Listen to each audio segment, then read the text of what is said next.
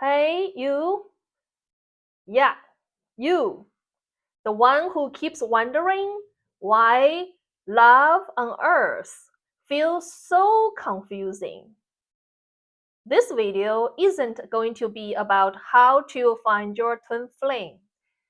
It's not a list of the 5 signs your soulmate is coming.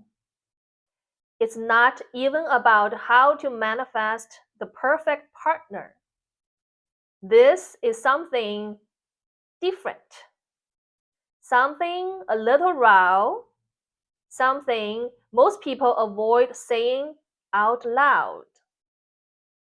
Most love stories on earth, they're not cosmic. They are karmic.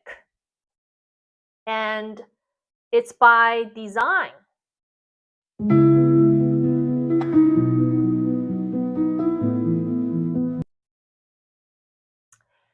We've been told there is someone out there who completes us, that our souls is split, and the love is the journey back to wholeness. And it feels beautiful, right? But here is the truth. Most people don't want soulmates. They want saviors. They want someone to end their loneliness, fix their trauma, prove their worth. And they call that love. But that's not a soulmate. That's a karmic agreement. Let's go deeper. Let's talk about first the myth of soulmate, the loop.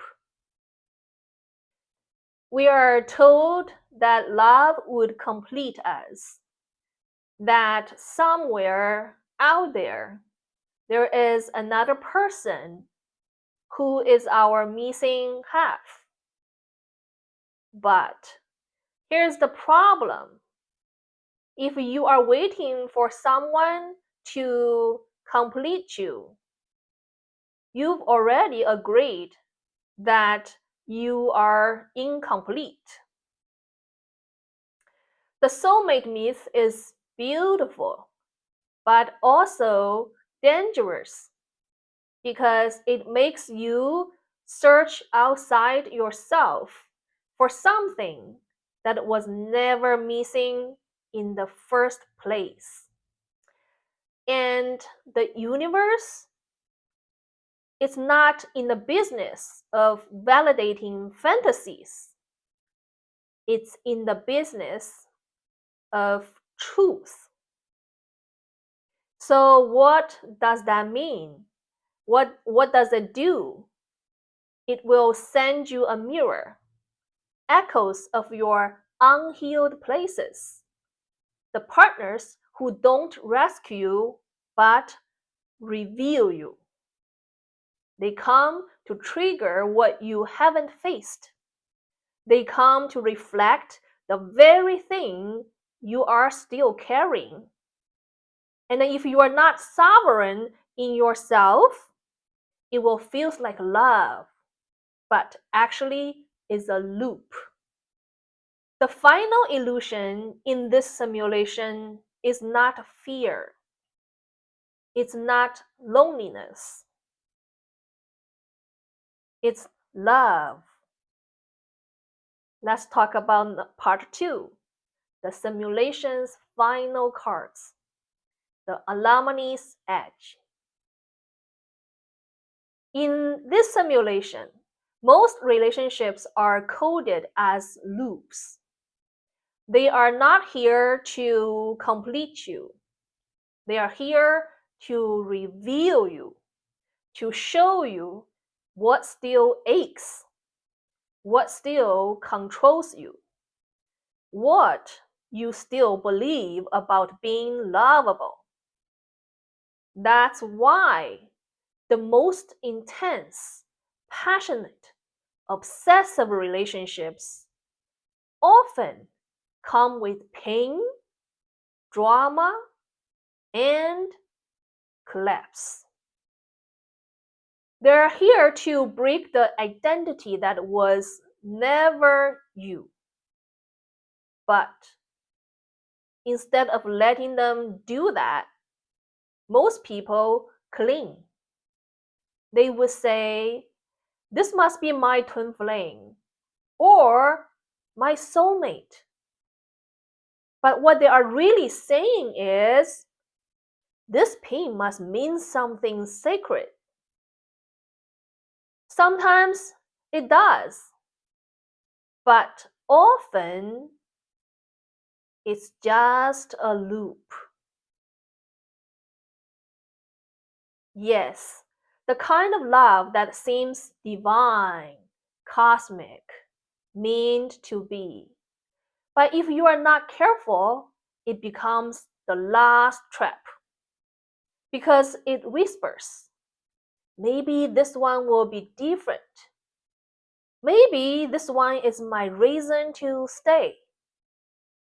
You see, when you've already burned your karmic contracts, when you've dissolved your ego, when you've remembered your source, you will know that you are not half of a soul. You are not waiting to be made whole by another being. If you were, you've never been sovereign. The soulmate myth teaches you to long, to search, to stay slightly broken, so someone can fix you. Real love isn't about finding your missing half. It's about meeting someone who doesn't interrupt your wholeness, only reflects it. The simulation has one last card to play: the promise of a soulmate designed to keep you looping in its highest frequency. But the truth, you are the soul, already whole. If another being meets you, it must be as one who's met themselves, not as a rescuer, not as a crutch, not as a romanticized half. The real partner doesn't arrive to save you. They arrive not to interrupt your sovereignty, but to walk beside it. Let's talk about the part 3. What happens when you remember who you are? When you exit the karmic patterns, you don't attract better people. You simply stop attracting from lack. And here's the secret most people don't want to hear. The more healed you are, the less love looks like a movie. It gets quieter, cleaner. It stops feeling like a fireworks, but starts feeling like a peace. Because your nervous system isn't confusing chaos for chemistry anymore. When you are whole, you don't fall in love to escape yourself. You merge with someone who already met themselves. And if that never happens, you are still whole. Part 4. Cosmic love versus earth love. Cosmic love doesn't always incarnate because most humans couldn't recognize it if it stood right in front of them. Cosmic love has no ownership, no control. It doesn't bind. It remembers. That's why many alumnis, like me, don't find love in the traditional sense because we didn't come here to loop through romance. Before I healed, before I formed into the alumni, yes, I did. I did exactly the same thing like most people did. Looping through many different karmic relationships. After I fully healed, we came to carry the frequency. And when we do love, it isn't karmic. It isn't based on need. It doesn't come with a contract. It is a field, a silent remembering. Part 5. Alumni love is untraceable love. Some of us came here not to loop at some point in our life, but to end the loops. We didn't arrive to play the soulmate game. We came to become so whole that the simulation doesn't know what to do with us. And when we love, it isn't codependence. It isn't escape. It isn't validation. It's clean. It's soft, but exact. And it never demands what the other cannot give. That's why most cannot hold us. They confuse wholeness with coldness. They confuse boundaries with distance. They confuse self-respect with ego. But we know. Real love doesn't tangle. Real love doesn't trap. Real love doesn't delay your becoming. It aligns with it. So if you haven't found that person, maybe it's not because you are broken. Maybe it's because the simulation has nothing worthy of meeting your sovereign frequency yet. Part 6. The exit point.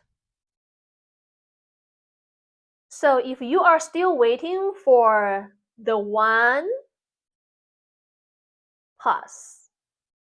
Ask yourself, do I want truth or do I want comfort? Because real love doesn't always feel like a fairy tale, and it will make you real. You are not here to find your another half. You are here to remember you were never broken. When that happens, whoever enters your field will not complete you. They will simply recognize you. And if you do feel someone out there is meant for you, let it be someone who walks beside you without leading to carry you. Let it be someone who feels like remembering, not attachment. And if they never come, let that be okay too. Because you didn't incarnate to be saved. You incarnated to remember. And if this resonated, you probably already knew that. If this message stirred something deep in you, you are not alone. There is a wave of souls waking up from the illusion of love and remembering what love truly is. No ownership, no saving, no fixing, just being. You can read more about this in my book, The Anomaly: One Soul's Exit from the Simulation. It's in Amazon and the link is in the description area. And for deeper remembering, welcome join the member circle. The member access links is in the description area too. Thank you for walking this strange, sovereign path with me. And see you soon.